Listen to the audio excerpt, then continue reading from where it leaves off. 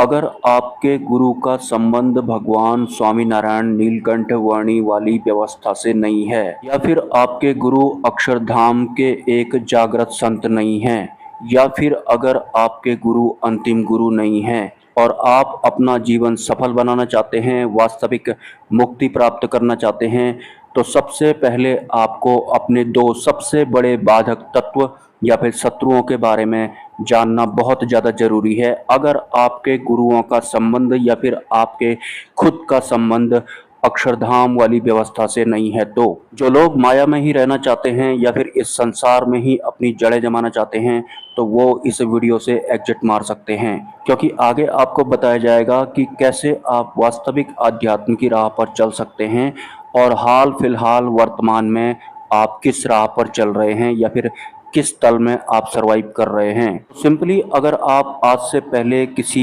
अन्य गुरु की शरण में, जो कि अंतिम गुरु से संबंध नहीं रखते हैं, वहाँ पर आप एंजल थेरेपी करके आए हैं या फिर मैनिफेस्टेशन का कोर्स करके आए हैं, बहुत सारा पैसा वहाँ पर खर्च करके आए हैं, लेकिन अगर आपके गुरु का संबंध अक्षरधाम वाली व्यवस्था से नहीं है, तो फिर आपके जो गुरु हैं वो माया वाले गुरु हैं या फिर वो माया पार नहीं हैं, या फिर मैं ये कहूँ कि आपके गुरु गुरु हैं ही नहीं, वो जोमैटो बॉय हैं या फिर वो पिज्ज़ा हट वाले हैं या फिर सिंपली वो एक प्रॉपर्टी डीलर से ज़्यादा कुछ भी नहीं है। अगर आपके गुरु अंतिम गुरु नहीं है या फिर आपके गुरु का संबंध अगर भगवान नीलकंठवाणी वाली व्यवस्था से नहीं है, तो ये मैं आपको आज क्लियर बता देता हूँ। भले ही आपके माया वाले आत्मज्ञानी गुरु के 10 करोड़ फॉलोअर ही क्यों ना हो, लेकिन वास्तविक सत्य की राह पर या फिर मुक्ति की राह पर सिर्फ अंतिम गुरु काम आते हैं। बाकी जितने भी होते हैं वो सब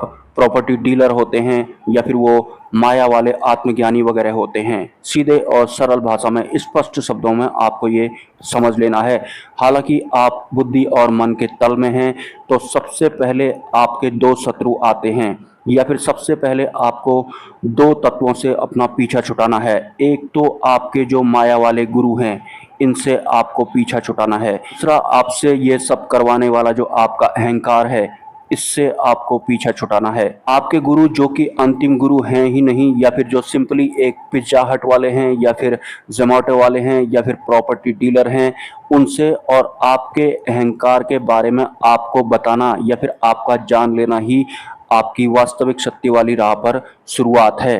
हालांकि वीडियो के शुरुआत में मैंने एक लाइन ऐड की थी, जो लोग माया में रहना चाहते हैं, बेहोश ही रहना चाहते हैं, तो वो इस वीडियो से स्किप मार सकते हैं। जो भी लोग ठगनी माया को बगल में बिठाने वाले मन के तल वाले भ्रमित परमात्मा की सृष्टि से प्रभावित होकर यहाँ पर आए हैं, या फिर कंफ्यूज हो गए हैं, या फिर भयग्रस्त हो गए हैं, तो फिर माया द्वारा भ्रमित कर दिया गया ऐसा इंसान जो खुद को परमात्मा बोलता है, ब्रह्मांड की मनगढ़ंत जानकारियां देता है और आपको एक लाइन भी बोलता है कि मुझ पर ट्रस्ट मत करना, ये वाली लाइन किसी को दिखाई नहीं दी, सुनाई नहीं दी, क्योंकि मन के तल में होने की वजह से जहाँ पर भी एक बेहोश इंसान को उसके मन के जैसी सुनने को मिलती है, वो वहाँ का ही हो जाता है। सिंपली अपने अहंकार को ना भाप पाने की वजह से लोग इस तरह के जालों में फंस जाते हैं और भयग्रस्त हो जाते हैं। तो जो ठगनी माया होती है वो कई तरह के परमात्मा बनाना जानती है, और जो लोग पहले से ही बुद्धि मन के तल में होते हैं, उनको ठगना माया के लिए बहुत आसान होता है। जो भी लोग मन के तल वाले ऐसे भ्रमित परमात्मा को सुनकर भयग्रस्त हो गए हैं,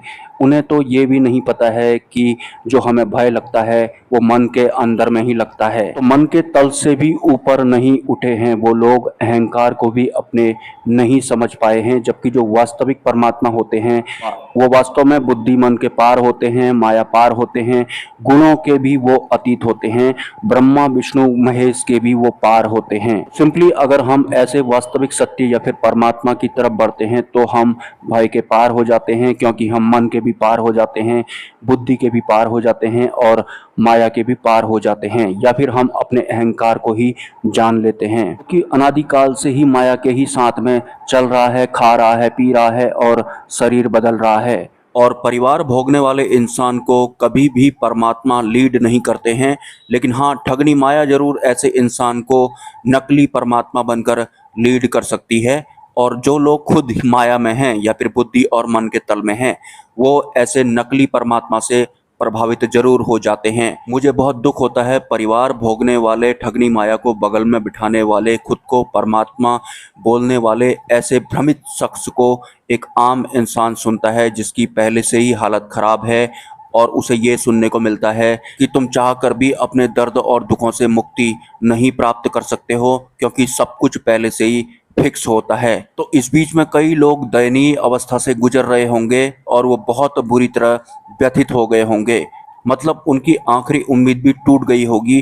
तो जो भी लोग आजकल यहाँ पर आए हुए हैं, आपका भी फर्ज बनता है, हालांकि आपके साथ वो नहीं हुआ है, आपकी जो परिस्थिति है वो उतनी दयनीय नहीं होगी। आपको अपनी परवाह ना करके या फिर अपनी अहंकार की कदर ना करके उन लोगों को यहाँ तक लाना है, ताकि वो माया के अधीन भ्रमित परमात्मा की सृष्टि से निकलें और वास्तविक सत्य की राह पर चलें और उनको वास्तविक परमात्मा की अनुभूति हो। वास्तविक परमात्मा आपको भयग्रस्त नहीं करते हैं या फिर आपको आपके ही हाल पर छोड़ देने वाला जैसा नहीं बनाते हैं। वास्तविक परमात्मा के सानिध्य में या फिर अंतिम गुरु के सानिध्य में आप भय के भी पार हो जाते हैं, आप माया के भी पार हो जाते हैं, मन बुद्धि के भी पार हो जाते हैं, अपने अहंकार को भी आप जान लेते हैं। जिस भी अवस्था में आप होते हैं उस अवस्था में ही आपको वास्तविक परमात्मा की अनुभूति होती है। वास्तविक परमात्मा कुछ ऐसे होते हैं, और वास्तविक परमात्मा को लीड करने वाले हमारे अंतिम गुरु होते हैं, जिन्हें कि अक्षर ब्रह्म सत्पुरुष कहा जाता है। लेकिन तीनों गुणों के पार जो परमात्मा होते हैं, या फिर जो हमारे अंतिम गुरु होते हैं, या फिर जो अक्षरधाम से संबंधित होते हैं, जो जागृत संत होते हैं, या फिर जो जागृत सत्पुरुष होते हैं, वो बहुत गुप्त रहते हैं। उनके भीतर बहुत सारी शक्तियां होती हैं, लेकिन कभी भी वो शो नहीं करते हैं। एक आम इंसान जो बुद्धि मन माया के तल में होता है वो उन्हें पहचान भी नहीं सकता है। वो बहुत ज़्यादा सरल और सिंपल होते हैं, और अपने शिष्य को भी वो सरलता के साथ अहंकार या फिर मन बुद्धि या फिर माया से पार कर देते हैं। एक सच ये भी है कि उनके शिष्य भी गुप्त ही रहते हैं, या फिर जो अन्य जागृत सत्पुरुष होते हैं वो सब भी गुप्त रहते हैं। वो कभी भी अपनी खुद की महिमा का बखान नहीं करते हैं। मैं बहुत खुशकिस्मत हूँ कि ये सब मैं आपको बता पा रहा हूँ।